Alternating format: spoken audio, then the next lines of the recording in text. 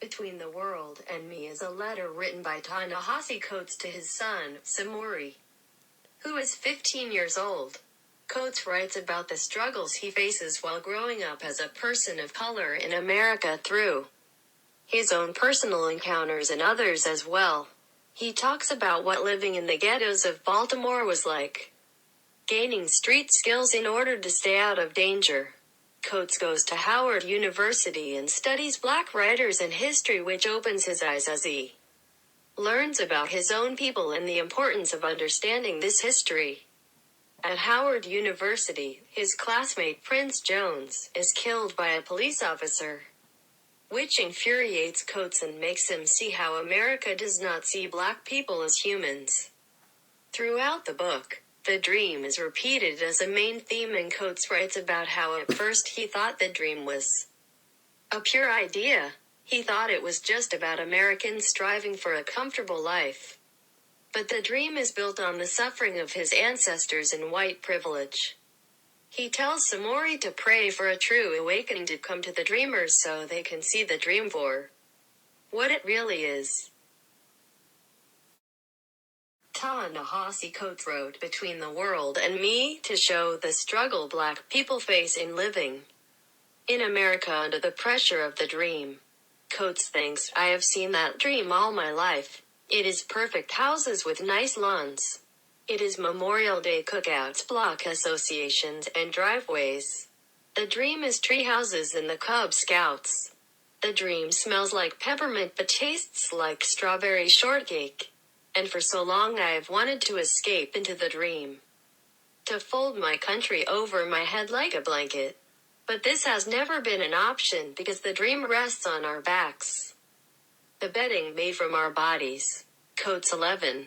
The dream separates the black people from the white people because it allows racism to occur without anyone batting an eye.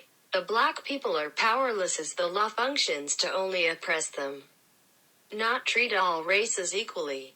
The dream puts a certain pressure upon black people as it makes them feel powerless. Coates uses the tools metaphor, sympathy, and logos. Coates compares the effects of racism on a black person to physical pain. He states, racism is a visceral experience, that it dislodges brains, blocks airways, rips muscles, extracts organs, cracks bones, breaks teeth. Coates 10. Coates uses this metaphor to express his beliefs and further emphasizes the severity of being racist to one another. He uses the comparison to paint a picture of how harmful the effects are on a person of color to the audience. Coates writes, the crews walked the blocks of the neighborhood, loud and rude, because it was only through their loud rudeness that they might feel any sense of security and power. Coates 22.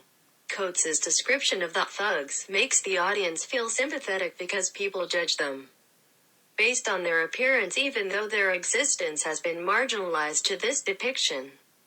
White people treat black people with no value, which has reduced their power over the course of history. Their outfit choices and muscled looks are an example of them trying to get any power they can. Coates angrily writes, Prince Jones had made it through and still they had taken him. Coates 77. Prince's death infuriates Coates because it doesn't make sense. Prince grew up in a well-off family and was educated. Coates thinks that logically, Prince should not have died because he did everything right, because black people are told that if they do nothing wrong, then no harm will come upon them. Prince's death defies Coates' logic, and it changes Coates' view as he realizes that no matter what he is good or bad, his skin tone ultimately decides his future, and it shakes him to his very core.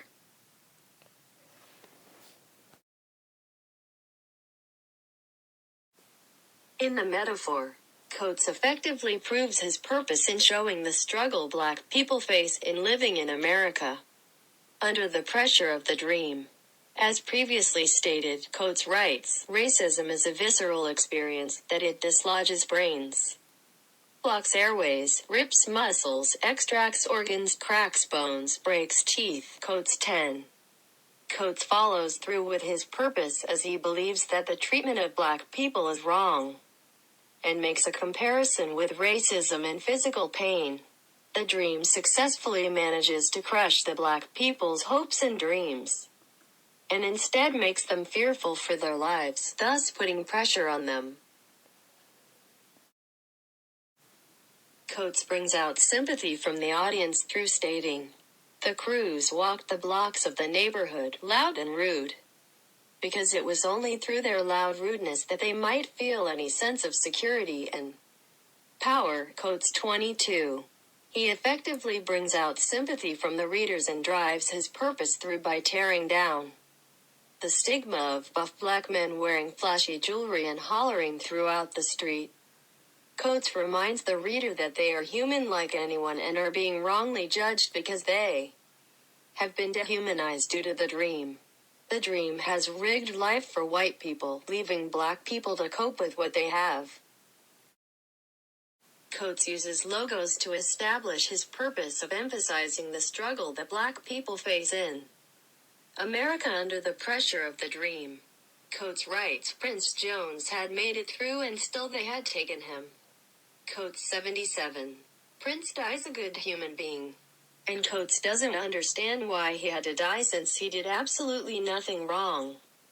Coates chose to include this in his letter to Samori to show the hardships black people face due to the Dream and white people not acknowledging their privilege.